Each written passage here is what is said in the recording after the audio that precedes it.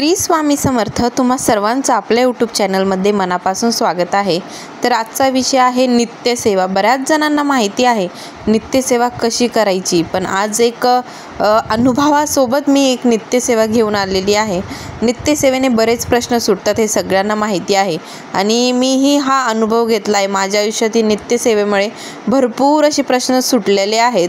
तर नित्यसेवा नेमकी करायची कशी, काय करायचं, आणि तुम्ही एक सांगते, तुम्ही 21 स्वामीचरित्र करा किंवा 51 स्वामीचरित्र करा किंवा 108 करा किंवा कुठलीही संकल्पयुक्त सेवा करा, पण त्या संकल्प सेवेबरोबरच जर तुम्ही नित्यसेवा करत नसाल तर त्या सेवेला काही अर्थ नाही आहे. पहिले सेवेचं मूळ म्हणजेच नित्यसेवा आहे आणि नित्यसेवेपासूनच सगळी जी काही सुरुवात आहे ती होते. तर या नित्यसेवेमुळे भरपूर अशा अडचणी आहे ज्या की सुटलेल्या आहेत आणि मी माझा पर्सनल अनुभव सांगते की नित्यसेवेमुळे माझ्या भरपूर अशा इच्छा पूर्ण झालेल्या आहे. नित्यसेवेला लागणार काय आहे?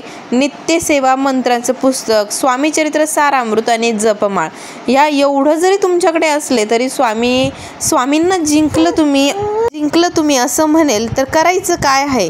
सेवा सुरू करण्या अगोदर स्वामींना प्रार्थना करायची की स्वामी, आजपासून मी नित्यसेवा करत आहे. संकल्प करायची गरज नाही, कारण की ही आपली दररोजची करण्यासाठीची सेवा आहे, त्यामुळे संकल्प घेण्याची आपल्याला काही आवश्यकता नाही आहे. तर सगळ्यात अगोदर वाचायचं ते स्वामी स्तवन. कोणतीही सेवा करण्यापूर्वी एक वेळा स्वामी स्तवन वाचावे.